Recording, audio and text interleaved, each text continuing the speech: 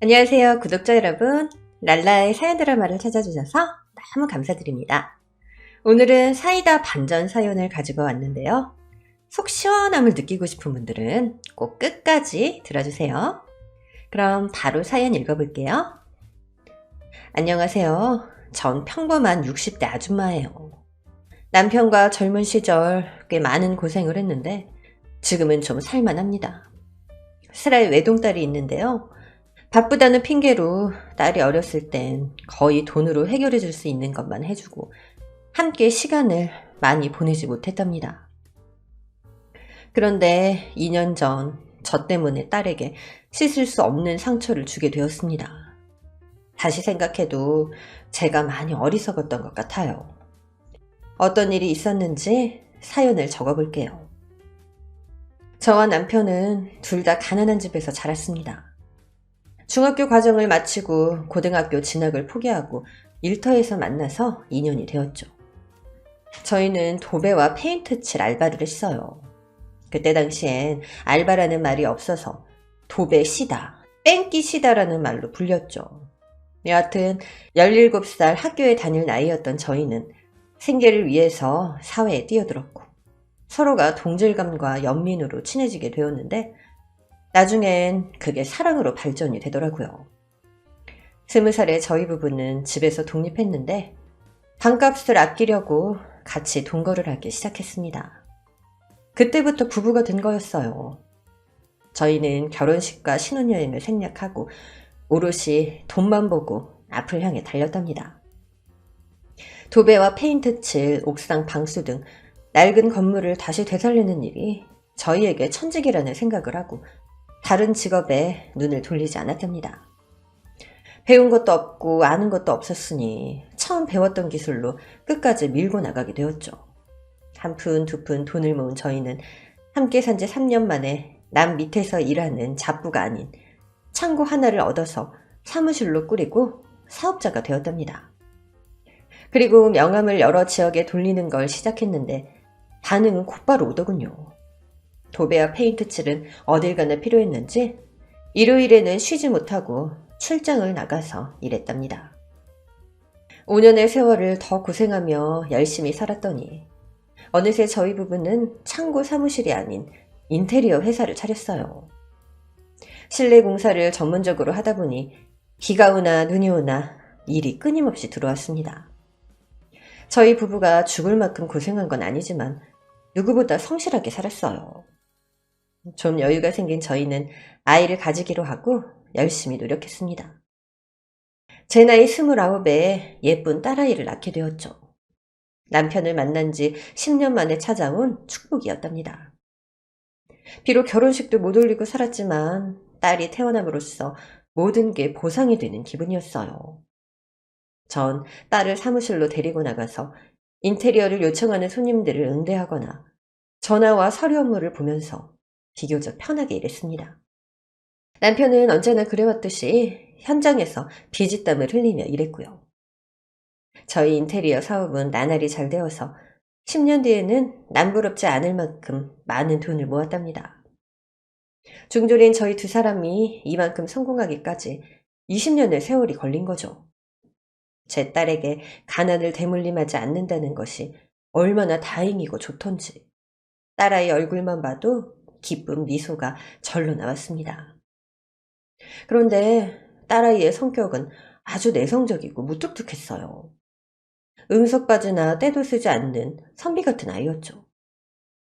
자기 부모가 바쁜 걸 알아서 어딜 가자고 놀러 가자고 말 한마디 한 적이 없을 정도로 속이 깊은 아이였답니다.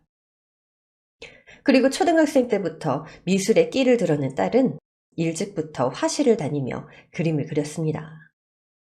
자기 꿈을 일찍 찾아서 화가가 되기 위한 길을 걸었는데 한 번도 이탈하지 않고 정해진 궤도에서 자기 꿈을 이뤄갔어요. 그렇게 20살이 되자 예상대로 미대에 들어갔고 작업실에 틀어박혀서 그림 그리는 데에만 열중이었습니다. 그리고 제 남편과 저도 한 우물을 파고 있어서 그랬는지 저희 인테리어 회사에 여러 창업자들이 찾아왔어요. 전국에 저희 간판이 달린 업체가 수백 개가 되었고 돈방석에 앉게 되어서 그야말로 인생 역전을 한 거죠. 남편은 인테리어 창업자들을 대상으로 강연을 하는 회장님이 되었고, 전 사모님이 되어서 국빈 대우를 받으며 하루하루를 지내게 되었답니다. 그런 호화를 누리다 보니 욕심이 하나 생기더라고요. 바로 저희 세 식구가 살 집을 직접 저희 손으로 짓는 거였습니다. 그래서 계곡과 산이 어우러지는 작은 마을에 땅을 사서 공사를 시작했어요. 많은 인부들이 도와줘서 석 달 만에 저희가 바라던 아름다운 집을 지었답니다. 딸을 위한 화실도 멋들어지게 만들어 주었더니 매우 좋아하더라고요. 그런 행복이 이어지는 가운데 딸의 나이가 어느새 33살이 되었습니다. 그동안 전시회도 열고 그림으로 많은 인정을 받긴 했지만 무뚝뚝하고 내성적인 성격 탓인지 만나는 남자가 없었어요. 저와 남편은 딸아이가 가정을 이뤘으면 좋겠다는 마음에 부탁하듯 말했습니다. 너도 이제 남자 좀 만나고 결혼할 생각을 해야 하지 않겠니? 엄마 아빠는 네가 예술가로서 너무 자랑스럽긴 하지만 평범한 가정을 꾸렸으면 좋겠어. 어머니, 죄송한데 전 결혼할 생각이 없어요. 평생 혼자 그림이나 그리면서 살고 싶다고요. 그 어머니라는 말도 그만 좀 해. 살갑게 말하는 것까진 바라지 않지만 엄마라고 좀 불러줘. 어머니는 뭔가 거리감이 느껴진단 말이야.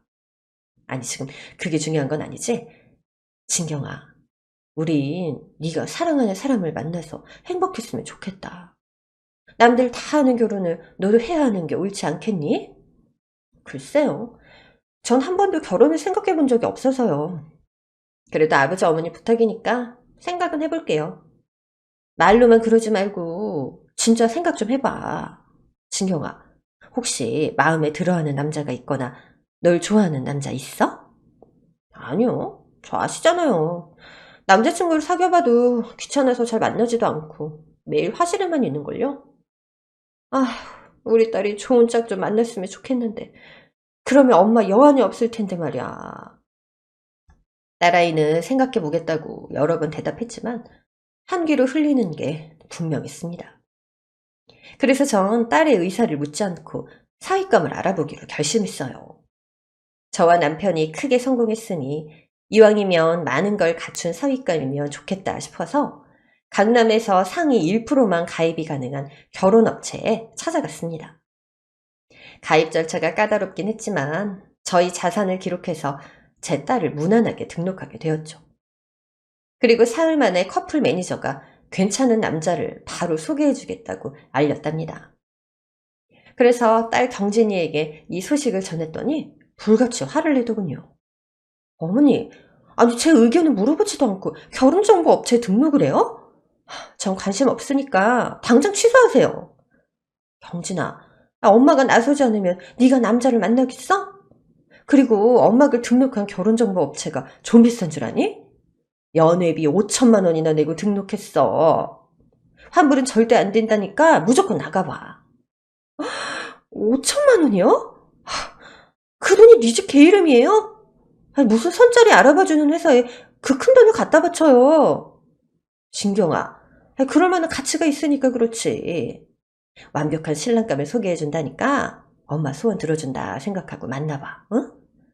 싫어요. 결혼을 하든 연애를 하든 제가 알아서 할 테니까 당장 취소하세요. 환불이 안 된다니까 그러네. 그냥 나가서 얼굴이나 좀 보고 오면 안 돼? 엄마가 이렇게 부탁할게. 딸아이는 짜증난 표정을 잠시 지었지만 제가 고집을 꺾지 않을 걸 알았는지 푸념한 듯 알겠다고 대답했습니다. 전 내심 괜찮은 남자를 만나고 오길 기다렸는데 선을 보고 들어온 딸아이의 얼굴에 먹구름이 잔뜩 끼어 있었어요. 진경아, 어땠어? 괜찮은 남자 나왔어? 어머니, 거기 연회비 5천만 원 줬다고 했죠. 그런데 커플 매니저가 일을 그따구로 해요? 뭐해? 어땠길래 그런 말을 하는 거야? 오늘 나온 남자 잘난 척만 1시간 동안 들어주고 왔어요. 제가 돈을 받아야 할 것 같았다니까요? 그랬어? 그런데 그건 자존감이 높아서 그런 거 아닐까? 강남에서 잘 나가는 남자니까 말이야. 오늘 남자 인기 많다고 했거든. 여자들이 서로 만나겠다고 줄을 선다는구나. 여자들이 줄을 선다고요? 키가 나보다 작고 딱 봐도 몸무게 100kg 넘는 남자가 나왔던데. 또 돋보기 안경까지 쓰고 나왔는데 밥 먹다 저 진짜 토할 뻔했어요. 그랬어? 아니 뭐 외모가 중요하긴 하지. 아유 왜 하필 그런 남자를 소개해줬대? 엄마가 커플 매니저한테 전화 한번 해볼게. 그래서 전화를 걸어서 물어봤더니 오늘 딸애가 만난 남자가 강남에서 제일 가는 부자라고 하더군요. 웬만한 여자들이 마음에 든다고 달려들어도 태자 놓기로 유명한 사람이라는 말도 덧붙였답니다. 전 돈만 많은 남자는 필요 없으니 외모도 멀끔하고 성실한 사람을 소개해달라고 이야기했어요. 딸 진경이는 그렇게 억지로 선자리에 여러 번 나가게 되었는데 집에 들어올 때마다 표정이 좋지 않았습니다. 다들 재력과 능력이 있는 사람들이었지만 외모와 성격엔 하자가 많았나 봐요. 어머니, 하나같이 안경 쓴 돼지들이에요. 외모만 그러면 이해라도 하겠어요. 그런데 하나같이 이기적인 데다가 여자를 무슨 소모품으로 여기는 놈들 뿐이라고요. 저 이제 선보러 안 나갈 테니까 그런 줄 아세요. 진경아, 그러지 말고 딱 한 번만 더 만나봐. 엄마가 매니저한테 전화해서 이번에 제대로 된 남자를 소개해주지 않으면 가만두지 않겠다고 으름장 났거든? 그러니까 마지막이다 생각하고 한번 나가봐. 딸아이는 한숨을 푹푹 쉬면서 진짜 마지막이라고 전하고 주말에 선을 보러 나갔습니다. 그런데 이번엔 밝은 표정으로 집으로 들어왔습니다. 진경아 어땠어? 오늘은 안경돼지 아니지? 뭐 네. 오늘은 꽤 괜찮은 남자가 나왔더라고요. 직업도 의사고 외모도 멋있고 성격도 좋아요. 아유 됐네 됐어. 드디어 우리 딸 마음에 드는 남자가 매칭이 됐네. 그쪽 집안이 이전 남자들과 달리 평범하다고 했는데 남자가 평범하지 않으니 천만 다행이다 야. 그래서 애프터 신청은 받았어? 네. 내일 모레 또 보기로 했어요. 으이구 우리 딸 그 남자가 마음에 들었구나? 뭐 그냥 조금? 의사인데 모델처럼 괜찮고 성격도 이기적이지 않고 배려심도 있고 뭐 좋더라고요. 한번 만나볼게요. 드디어 우리 딸한테도 봄이 왔네. 이제 이 엄마 소원이 이루어지는 건가? 하여튼 그 남자 꽉 잡고 잘 만나보렴. 그래서 전 커플 매니저에게 더는 남자를 소개해줄 필요 없다 전하고 빠이빠이 해버렸습니다. 마지막 소개남이 마음에 들었는지 며칠 뒤 사귀게 되었다는 이야기를 들려주었고 조만간 집에 데리고 와서 소개를 시켜준다고까지 했답니다. 저와 남편은 너무 기쁘고 잘 되었다고 축하를 해주었네요. 그렇게 2달 정도 연애를 한 경진이가 드디어 남자를 집으로 데리고 왔습니다. 제 평생 처음 있었던 일이었죠.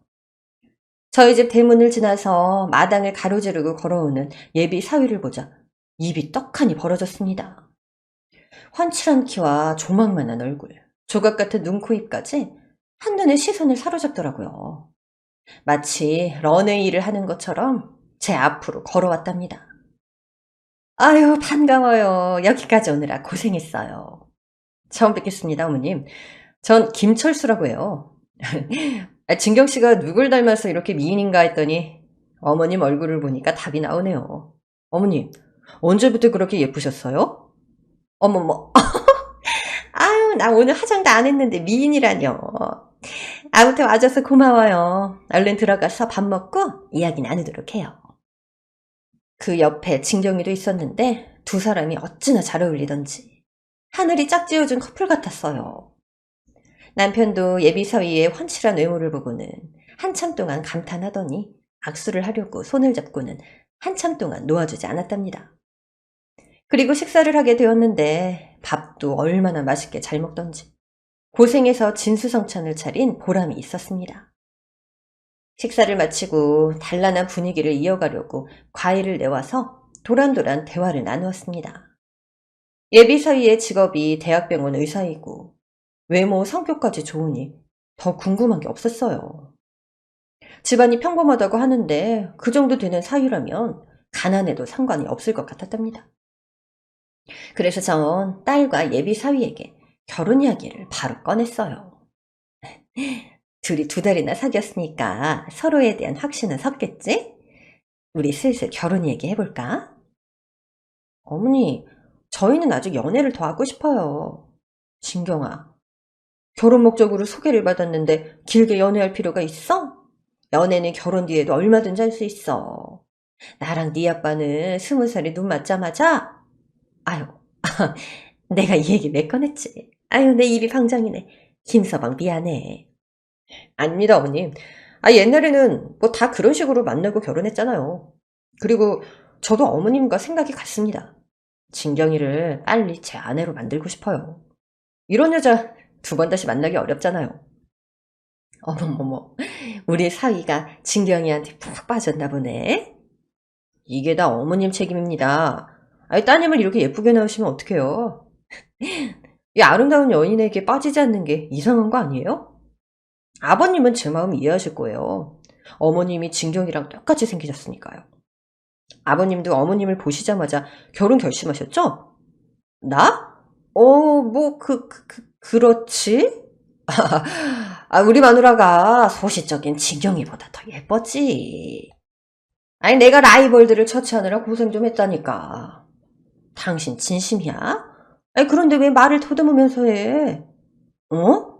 내가 언제 말을 더듬었어?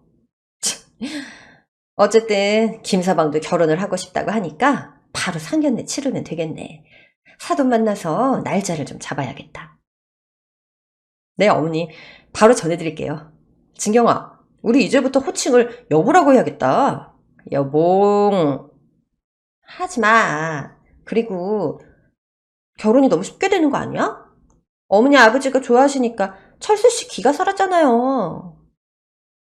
딸아이는 볼멘 소리를 하긴 했지만 입꼬리는 귀에 걸려 있었습니다. 여하튼 저희는 일주일 만에 상견례 자리에서 다시 만나게 되었어요. 사돈의 가족은 사위 위로 형과 형수가 있다고 전했는데 바쁜 일이 있어서 사돈 혼자 왔다고 하더군요. 사돈, 어쩜 이리 멋진 아들을 두셨어요. 밥을 드시지 않아도 배부르시겠어요. 사돈이야말로 딸을 너무 예쁘게 낳으신 거 아닙니까? 탐내는 사람이 많았을 텐데 제 아들과 인연이 되어주셔서 진심으로 고맙습니다. 아유, 우리 딸을 예뻐라 해주시니 더할 나위 없네요. 그럼 식사부터 하고 말씀 나눌까요?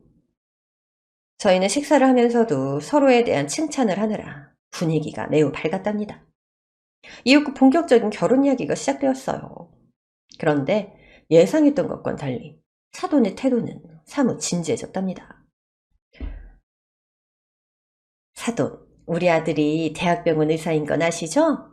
장가를 가게 되면 처가에서 병원하고 집, 그리고 외제차까지 해서 열쇠 3개를 받길 오매불만 기다렸습니다. 네? 열쇠 3개요? 뭘 그렇게 놀라고 그러세요? 의사 사위를 보려면 그 정도는 약과죠. 듣자하니 사돈댁이 좀 사신다던데 별 무리는 없으시겠죠? 갑자기 숨김없이 그대로 말하는 사돈의 말에 속이 잠시 울렁거리긴 했지만 남편과 눈으로 긍정의 대화를 나누고 대답했습니다. 그럼요. 그 정도 해줄 형편은 됩니다. 이런 멋진 사위를 보게 되었으니 열쇠 3개를 못 해줄 이유가 있겠어요? 걱정하지 마세요. 다 맞춰드리겠습니다. 네, 걱정 안 합니다. 그리고 혼수도 FM대로 다 해주셨으면 해요. 이왕 해주시는 김에 아주 제대로 해주시면 감사하겠네요. 네, 알겠어요.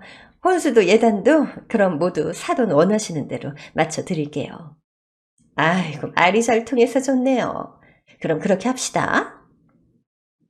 사돈은 아들 가지고 장사를 하는 것인지 돈 이야기를 아주 신나게 하더군요. 저와 남편은 떨떠름하긴 했지만 진경이가 좋아하고 저희도 좋아하는 사위를 만났으니 아낌없이 다 해주기로 협의를 했답니다. 그렇게 결혼 날짜를 잡고 무사히 상견례가 끝났어요. 남편과 전 젊었을 때부터 몸을 아끼지 않고 일한 탓에 몸 구석구석이 멀쩡한 곳이 없어서 외과 의사인 사위에게 참아왔던 질문을 꺼냈습니다. 김서방, 내가 허리 디스크가 좀 있는데 수술을 하는 게 좋을까? 네? 수술이요? 뭐 허리 디스크는 함부로 수술하면 안 좋으니까 나중에 검사받고 판단하시는 게 좋겠어요. 그래? 아휴, 빨리 이 허리 좀 고치고 싶어. 지난번 병원에서 검사를 받았는데 1번, 2번 디스크가 아주 심하다고 하더라고. 아, 그러세요? 아, 그래도 2번만 디스크니까 다행이네요. 3번부터 10번까지는 괜찮으시죠? 에? 아니, 그게 무슨 소리야? 아니, 허리 디스크는 5번까지 있는 거 아니야? 허리뼈가 5개잖아. 내가 잘못 알고 있나? 네? 아, 그러니까. 어머님 말씀이 맞긴 한데요. 이번에 디스크 번호가 바뀌었어요. 이제부터는 10번까지 생겼어요.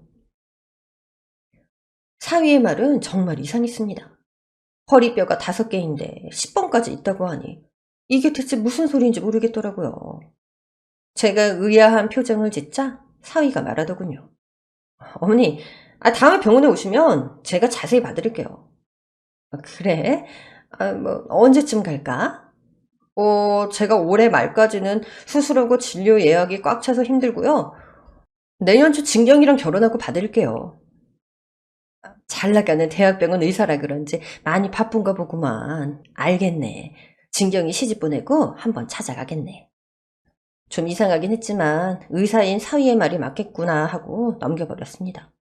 그런데 며칠 뒤 딸애가 사위에 대해 이상한 말을 하더라고요. 어머니, 철수 씨 좀 이상해요. 저한테 돈을 빌려달래요. 뭐? 대학병원 의사가 돈을 못 버는 것도 아닌데 너한테 돈을 빌려달라고 했다고? 네. 사실 이번이 처음은 아니에요. 지난달에도 500만 원 빌려달라고 해서 선뜻 빌려줬거든요. 철수 씨 말로는 뭐 투자한 곳에 돈이 묶여 있다던데 뭔가 깨름칙한 느낌이 들어서요. 어머머, 진짜 이상하네. 진경아, 너 철수 일하는 병원 가본 적 있어? 네. 그런데 병원 안까지는 안 가보고 병원 앞까지 찾아가서 만난 적은 있어요. 그래? 사실 나도 김서방이 수상하고 이상해 보인 적이 있거든? 허리 디스크 이야기를 하는데 난데없이 10번 디스크까지 있다고 말하더라고. 그런데 무식한 나도 허리뼈가 5개라는 걸 알고 있거든. 게다가 네 아빠가 무릎이 안 좋다니까 느닷없이 다리를 주물러 주더라. 의사가 하는 행동이 너무 이상하지 않니? 그게 정말이에요? 아빠는 그렇다 쳐도 엄마한테 허리 디스크가 10번까지 있다고 그랬다고요? 뭐지 이 찝찝한 기분은? 안 되겠다. 예, 우리 김서방에 대해서 좀 알아봐야겠어. 우리 몰래 빚이 얼마나 있는지 의사는 확실한지 말이야. 네, 그러는 게 좋겠어요. 그런데 결혼업체에서 검증되지 않은 사람을 등록시키진 않았을 거 아니에요. 전 제발 하자없는 사위이길 바라고 다음날 딸애와 사위가 일하는 대학병원에 찾아갔습니다. 정형외과를 찾아가 간호사에게 사위 이름을 대고 물었어요. 저 여기 김철수 선생님 계시나요? 네, 지금 진료 중이세요. 접수해드릴까요? 올해까진 진료 예약이 꽉 찼다고 하던데. 네? 그게 무슨 말씀이세요? 아니, 저기 내 옆에 있는 딸이 김철수 선생님하고 곧 결혼을 하거든요. 우린 사위를 보러 온 거예요. 제 말이 끝나자 딸애가 다시 한번 말했습니다. 안녕하세요. 제가 김철수 선생님 아내 될 사람이에요. 틈나는 대로 잠시만 좀 불러주실 수 있을까요? 아내가 되실 분이요? 이상하다.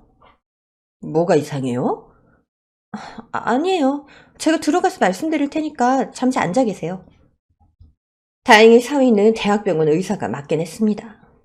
저희는 사위 얼굴을 보고 이따 점심이나 같이 하면서 왜 자꾸 딸에게 돈을 빌려가는 거냐 물어볼 생각이었죠. 이윽고 진료실에 문이 열리며 키가 큰 남자가 나오더군요.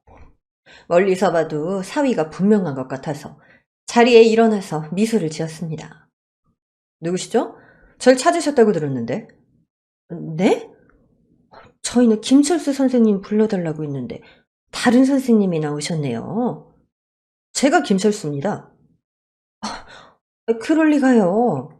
제가 김철수 선생의 예비 장모고 여기 있는 내 딸이 아내가 될 사람이에요. 분명히 여기 병원에 근무하는 김철수 선생님이라고 했었는데. 뭔가 착각하신 모양인데, 제가 김철수고요. 결혼해서 아내와 장모님도 이미 계십니다. 다른 분과 착각을 하신 것 같네요. 저와 딸아이는 눈을 마주치고 넋이 나간 표정을 지었습니다. 딸애가 옆에 있는 의사에게 물었습니다. 진짜 김철수 선생님이세요?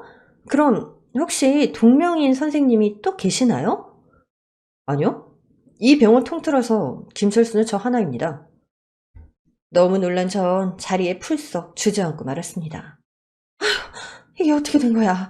우리 사기당한 거야? 어머니 잠시만요. 아직 확실하지 않으니까 의자에 앉아보세요. 그리고 딸아이의 핸드폰을 꺼내서 사위의 사진을 열어서 의사에게 보여줬습니다. 이 남자, 이 병원에서 일하는 거 아니에요? 그러자 의사가 눈을 동그랗게 뜨면서 예비 사위의 사진을 보고 흥분했습니다. 뭐야, 이 새끼가 또 내 이름 팔고 다닌 모양이네? 이런 나쁜 자식. 아는 사람이에요? 제 남편 될 사람을 아시는 거냐고요? 김철수라는 의사 선생님은 머리를 쥐어뜯으며 크게 화를 냈습니다. 이 자식 제 동생이에요. 동생이요? 아휴, 내 동생이긴 한데 저하고는 인연을 끊어서 안 본 지 꽤 됐습니다. 이놈 이거 사기꾼이에요. 그렇다고 저를 오해하지 마세요. 피만 섞인 형제지 저랑은 아무 관련이 없는 놈이에요. 5년 전 사기 혐의로 감옥 갔다가 얼마 전 출소했다는 소리를 들었는데 아직도 정신 못 차리고 제 행세를 하면서 두 분한테 사기를 치려던 모양입니다. 게다가 예비 사위는 이름도 김철수로 개명을 했답니다. 한자만 다르게 해서 이름을 바꿔 형의 행세를 하면서 사기를 치다 감옥에 다녀왔다네요. 또 예비 사돈도 똑같이 사기를 치는 사람이라서 인연을 끊은 지 오래되었다고 진짜 김철수 의사가 전해주었답니다. 저희 식구들은 사기꾼 모자에게 제대로 당할 뻔한 거였죠. 한참 동안 병원 대기석에 앉아서 날뛰는 심장이 제자리를 찾을 때까지 기다렸다가 딸의 부축으로 집으로 돌아갔답니다. 그리고 남편에게 바로 이 사실을 전했더니 팔짝 뛰면서 흥분하더군요. 절대로 가만두지 않겠다고 으르렁거리면서 자문 변호사에게 연락해서 어떻게 벌 줄 수 있을지 전해들었어요. 그래서 저희는 들은 대로 준비를 하고 사기꾼 모자에게 맛있는 점심을 사겠다며 주말에 나오라고 했습니다. 복수의 칼을 바닥바닥 깔고 사흘 뒤 약속 장소로 나갔어요. 모자는 뭐가 그리 좋은지 입이 귀에 걸려서 오더라고요. 아유, 사돈. 아니, 상견례 한 지 얼마나 지났다고도 부르셨어요. 무슨 문제라도 생긴 건 아니시죠? 문제라뇨. 전 그저 사돈이 너무 보고 싶어서 연락드렸죠. 우리 사위한테 맛있는 거 먹이는 김에 겸사겸사 초대했습니다. 사돈, 안 본 사이에 얼굴이 더 좋아지셨네요. 감사해요. 여기 한우집으로 가는 거예요? 아유, 모처럼 입에 기름칠 좀 하게 생겼네요.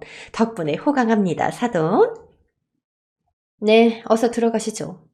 잊지 못할 맛을 보여드릴게요. 어머님, 감사합니다. 그럼 안으로 들어가실까요? 그러지, 김서방. 저희 5사람은 예약한 룸으로 들어가서 한우를 주문해 고기를 구웠습니다. 사기꾼 모자는 말을 아끼고 처먹는 데에만 치중을 하더군요. 앞으로 일어날 일을 모르고 있으니 최후의 만찬이나 실컷 즐기라고 속으로 말했답니다. 고기를 적당히 먹고 육회 비빔밥을 주문했는데 사기꾼 모자가 고개를 갸웃거리며 밥을 쳐다보았어요. 사돈, 왜 우리 밥만 콩밥이에요? 사돈 식구들은 흰밥이죠? 아, 제가 특별히 부탁했네요. 콩밥이 몸에 좋아서 사돈과 사위에게만 특별히 주문해 드렸습니다. 어머머머, 이렇게 세심하게 챙겨주시니 몸둘 바를 모르겠네요. 그럼 콩밥 잘 먹겠습니다. 어머님, 저도요. 콩밥 오랜만에 먹으니까 진짜 맛있네요. 오랜만에 먹는구나. 앞으로 매일 콩밥 먹여줄 테니까 많이 들게. 역시 사위 사랑은 장모라더니 장모님 감사하고 사랑합니다. 그렇게 두 모자는 육회 콩밥을 쩝쩝거리면서 아주 잘 먹더라고요. 사돈과 사위는 꺽 하면서 트림까지 하며 일을 쓰셨어요. 아유, 배부르다. 사돈 모처럼 포식했네요. 맛있게 잘 먹었어요. 어머님, 저도요. 너무너무 잘 먹었습니다. 그런데 어머님, 아버님은 왜 이렇게 못 드세요? 아까 한우도 거의 드시질 않던 것 같던데. 진경아, 너도 입맛 없어? 음, 오늘 해결할 일이 있어서 잘 먹히지가 않네. 자기는 많이 먹어도 큰일을 할 사람은 항상 배가 든든해야 되잖아. 진경이 너 전시회 때문에 스트레스 받는구나. 걱정하지 마. 아니, 너 같은 예술가를 몰라볼 사람은 세상 어디에도 없으니까 신경 쓰지 말라고. 전시회 준비는 아무 문제 없어. 다른 걱정이 하나 있어서 그렇지. 그게 뭔데? 아, 그러고 보니까 다들 표정이 그리 좋지 않네요.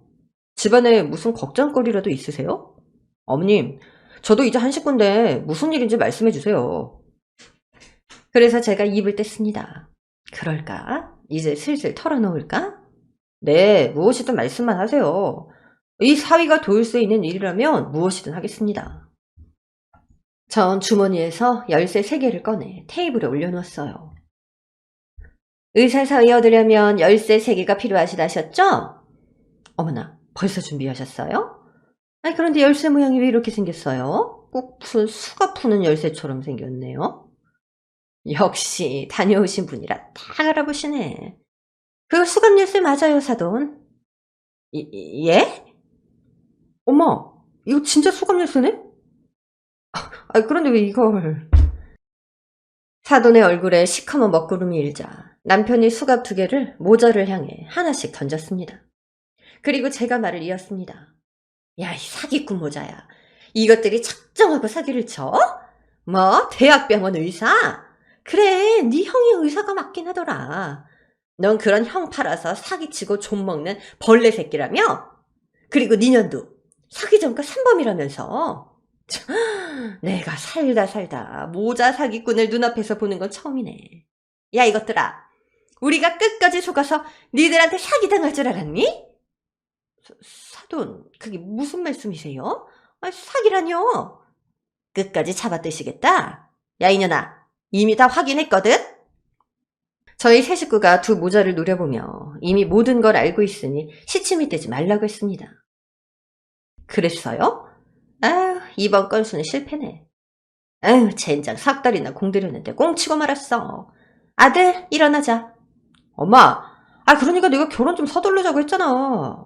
아씨, 내가 의사 행세하는 거 찝찝해서 빨리 뽑아먹고 끝내자고 했을 때 말 좀 듣지.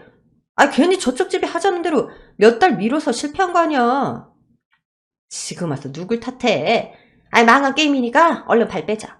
더 있다가는 재수없는 일만 더 늘어날 뿐이라고. 이 엄마가 가르친 걸 잊은 거 아니지? 사기라는 건 실패했을 때 뒤도 돌아보면 안 된단 말이야. 두 모자가 나누는 대화는 참 어이가 없었습니다. 그리고 자리에서 일어나길래 저희도 자리에서 일어났습니다. 가긴 어딜 가려고. 오늘부터 쭉 콩밥 먹을 테니까 가만히 앉아있어. 이봐요. 아니, 우리가 댁들한테 사기 쳤어요? 사기치기 전에 걸린 거잖아요. 아무런 피해를 보지 않았으니까 무혐의라고. 미수 몰라? 미수는 못 잡아가. 엄마, 그게 말이야. 아, 사실은 내가 얼마 전에 진경이한테 500만 원 뜯어냈는데. 아, 뭐야, 이 새끼야? 아, 조금만 기다리면 열쇠 3개가 들어오는데 그걸 못 참고 돈을 뜯어? 아휴, 이 멍청한 놈이 내 아들이라니. 너 같은 걸 낳고 미역국을 먹은 내가 미친년이다. 아, 미안해. 화투패가 너무 잡고 싶어서 못 참아서 그랬어. 아, 도박도 엄마가 가르쳐줬으니까 엄마 잘못도 있지. 아, 어쨌든 500만 원 돌려주고 나가야 될 것 같은데? 그래야 깨끗하겠지. 사기꾼 엄마는 씩씩거리며 화를 내더니 좋게 합의하고 끝내자고 말하더군요. 500만 원 줄 테니까 우리 여기서 정리합시다. 우리도 댁들한테 쏟을 시간과 정성이 있으니까 그냥 피장파장으로 생각하자고요. 사기꾼들은 원래 뻔뻔하다더니 진짜 그랬습니다. 사기치느라 들인 시간이 아깝다며 짜증을 부리는데 주둥이를 그냥 확 꿰매버리고 싶더라고요. 그래서 제가 말했습니다. 야, 이년아, 니네가 사기친 게 우리뿐이니? 네 큰아들 김철수 의사 행세한 것과 결혼정보업체에 보낸 조작된 문서들, 그건 생각 안 해? 다들 니네 신고했어. 빠져나갈 구멍 따위는 없단 소리야. 뭐야? 아유, 내 큰아들이 고소를 했다고? 이런 젠장. 아휴, 그 자식은 평생 도움이 안 돼, 도움이. 지난번에도 그 자식이 신고하는 바람에 깜빵 들어간 건데 결혼정보업체에 보낸 문서가 문제가 되니 사문서 위조까지 포함되겠네? 아휴, 일을 어쩌면 좋아. 아들아, 우리 세됐다. 엄마, 우리 지금 덫에 걸렸어. 오늘 우릴 불러서 고기 먹이고 경찰한테 넘기려는 속셈인 것 같아. 아무래도 우리 빨리 튀어야겠다. 아까 들어올 때 보니까 뒷문 있던데 그쪽으로 빨리 나가자. 그래, 빨리 가자. 이번에 들어가면 너나 나나 5년 이상씩 받을 거야. 개구멍이든 하수구든 빠져나갈 구멍 있으면 빨리 튀자, 야. 그러자 문 앞에 있던 제 딸이 사기꾼 아들 얼굴에 주먹을 날렸습니다. 아, 뭐야? 커피잖아. 야, 이게 무슨 짓이야? 여자라고 봐줬더니 감히 내 잘생긴 얼굴을 날려? 야, 내가 여자라고 못 때릴 것 같아? 존말할 때 당장 비켜라. 꺼지라고. 설사 나가려면 날 제껴봐. 그동안 취미로 복싱을 좀 해왔는데 오늘 제대로 써먹어봐야겠다. 관장님이 날 선수로 영입하고 싶다고 했는데 내 실력을 확인해볼 겸 한판 뜨자. 어? 얼른 덤벼, 김철수. 복싱을 하셨다. 하긴 너처럼 무뚝뚝한 년한텐 딱 어울리는 취미다. 저희 부부도 그제야 딸애가 복싱을 했다는 걸 알게 되었습니다. 어쨌든 딸애는 복싱을 얼마나 전문적으로 배웠던지 사기꾼 아들과 싸우는데 한 대도 맞지 않고 잽과 훅, 어퍼컷까지 강펀치를 여러 번 날렸습니다. 우리 딸 파이팅! 그럼 나는 니네하고 붙으면 되겠네? 이리 와, 이 사기꾼년아. 야, 내가 깜빵에 있을 때 너 같은 거 무리를 달려들어도 내 밥이었거든? 얼마든지 들어와봐. 들어와. 그래서 전 신고 있던 구두를 벗어서 사기꾼년에게 던졌는데 이마에 명중했습니다. 뒤로 낮아빠진 사기꾼은 잠시 기절을 했답니다. 그리고 사위가 될 뻔한 놈을 딸과 같이 힘을 합쳐 흠씬 두들겨 패주었어요. 아들 사기꾼은 쌍코피에 눈탱이가 밤탱이가 돼서 무릎을 꿇고 그만 때리라고 빌었습니다. 진경아, 그만 좀 해. 이만하면 됐잖아. 500만 원 어치는 맞은 것 같으니까 그만 보내주라. 나 이번에 잡혀 들어가면 안 돼. 집행유예 기간이라서 오래 썩어야 된다고. 어머님, 제발 저 좀 보내주세요. 우리 엄마는 두고 갈 테니까요. 한 사람으로 그냥 쇼부 칩시다. 이 정도면 많이 안 구했어요? 야, 이거 진짜 기가 막히는 모자네. 애미를 넘겨주고 아들은 도망치시겠다? 아주 니들 환상의 짝꿍이다. 그러자 사기꾼 엄마가 정신을 차리고 일어나서는 지 아들을 사정없이 때리기 시작했습니다. 이놈의 새끼가 엄마를 넘기고 지 혼자 내빼려고? 네가 그러고도 내 아들이라고 할 수 있어? 너 나한테 좀 맞자. 엄마도 예전에 형사들한테 쫓길 때 나 버리고 혼자 튀었잖아. 그리고 한 사람이라도 안 잡히고 튀는 게 낫지 않겠어? 야, 이 자식아, 그거랑 이거랑 같냐? 경찰이 뒤에 붙으면 죽어라 뛰어야 하는 게 철칙이라고 몇 번을 가르쳐야 돼. 사기꾼 모자의 대화는 상상도 못할 만큼 놀라웠습니다. 전 헛웃음을 뱉고 말했어요. 둘 다 아주 가관이다. 세상에 이런 모자가 있다는 게 정말 신기하고 웃겨 죽겠네. 안 되겠다. 이제 클라이막스로 한번 가보자고. 여보, 형사들한테 우리 위치 알려줘. 안 그래도 좀 전에 문자로 넣어줬어. 1분 안에 도착한대. 1분이라는 소리에 모자는 경기를 일으키며 일어서더니 저희 모녀를 밀치고 문을 열었습니다. 그런데 문이 열리자 바로 앞에 형사들이 씩 웃고 있었어요. 어딜 가시려고? 얘들아, 이 두 잡것들 체포해라. 형사님은 엄마도 없어요? 나 같은 노인네는 그냥 눈 감아줄 수 있잖아. 나 엄마 없어, 이년아. 그리고 노인네라고 봐주는 거 없으니까 빨리 와서 수갑 차라. 아휴, 한 번만 좀 봐주세요.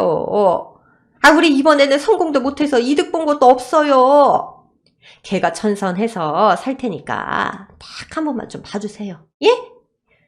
지랄을 하세요, 지랄을. 나더러 남 등쳐먹는 니들 계속 구경이나 하라고? 얘들아, 뭐해?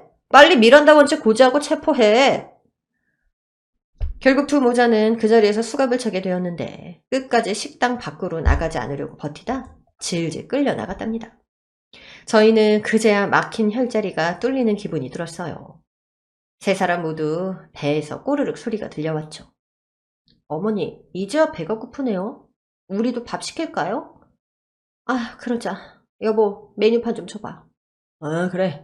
우리 큰일 했으니까 제일 비싼 걸로 먹자고. 그렇게 저희 세 식구는 식사를 다시 하게 되었고 조금 전 일어난 일을 가지고 깔깔거리며 수다를 떨었습니다. 어머니, 아니 엄마, 이래도 결혼을 꼭 해야겠어요? 어? 아니, 너 방금 뭐라고 했어? 엄마라고 한 거야? 아, 듣기 좋다. 다시 해봐, 진경아. 응, 엄마. 앞으로는 말 편하게 할게. 엄마, 날 억지로 시집 보내려던 결과를 보니까 어때? 그야, 우리가 똥 밟은 거지 뭐. 그리고 괜히 내가 나서서 네가 당하지 않아도 될 일을 당했어. 아무튼 엄마가 너무 미안해. 엄마도 후회되지. 그럼 앞으로 나한테 결혼하라는 소리 절대 안 할 거지? 아, 그럼 안 할게. 아휴, 괜히 저런 인간 또 만났다가 진짜 내 딸 인생 망칠 것 같다. 그래도 좋은 남자가 나타나면 아이 그땐 결혼해도 돼. 물론 네가 원하면 말이야. 아, 이제야 내가 듣고 싶은 말 해주시네. 알겠어. 결혼은 필수가 아니라 선택이니까 내가 알아서 할게. 전 딸애에게 못할 짓을 한 것 같아서 고개를 제대로 들지 못하고 미안하다는 말을 수십 번 했답니다. 그렇게 사기꾼 모자는 법원에서 큰아들과 결혼업체 관리자 그리고 저희 식구들까지 마주하고 사기 혐의를 시인했습니다. 증거들이 넘치도록 많으니 괜히 무죄라고 우겼다간 형이 커질 걸 알았기 때문이죠. 두 모자는 징역형을 선고받고 그대로 감옥으로 이사를 떠났습니다. 그리고 이번 일을 계기로 딸이 저에게 어머니가 아닌 엄마로 부르고 반말까지 하면서 많이 가까워졌어요. 딸은 그동안 무뚝뚝하고 표현 한마디를 하지 못해 미안했답니다. 진경아, 앞으로는 뭐라면 말을 좀 해줘. 우린 네가 복싱하고 있다는 걸 그날 식당에서 알았잖니. 네가 뭘 좋아하고 밖에서 뭘 하고 다니는지 엄마 앞에서 수다도 좀 떨어주고 그러면 좋겠어. 알겠어. 앞으로는 그렇게 할게. 그럼 우리 이렇게 가까워진 기념으로 여행이나 갈까? 나 사실 제주도 너무 가고 싶었어. 친구들이 가족들끼리 제주도 다녀왔다는 말 들으면 많이 부럽더라고. 제주도? 아이 그래 가자. 우리가 돈이 없니 뭐 식구가 없니. 여보 당장 제주도 티켓 끊어요. 지금 끊고 있어. 진경이 입에서 제주도라는 말이 나오자마자 바로 표 알아보고 있지. 하여튼 빠르다니까 저 센스쟁이. 그렇게 저희 세 식구는 모두 난생 처음 제주도로 여행을 떠났고 잊지 못할 추억을 수만 가지 가지고 돌아왔습니다. 그날 이후 저희 식구는 함께 여행을 자주 다니고 있어요. 딸이 어릴 적에는 바쁘다는 핑계로 한 번도 여행을 떠나본 적이 없어서 너무 미안했답니다. 저희 부부가 앞만 보고 달리다가 옆에 있는 딸을 놓친 것 같더라고요. 그래서 성격이 그렇게 내성적이고 무뚝뚝하게 변한 게 아닐까 싶었습니다. 아주 많이 늦긴 했지만 딸에게 진짜 부모 노릇을 하고 있는 것 같아서 다행인 요즘이에요. 더불어 딸의 의사대로 결혼과 연애에 대해선 신경 쓰지 않기로 했습니다. 남들이 다 하는 거라고 꼭 똑같이 할 필요가 없다는 걸 깨달았으니까요. 제 사연의 글은 여기서 마침표를 찍어야겠네요. 지금까지 들어주신 분들께 심심한 인사를 드리고 물러갈게요.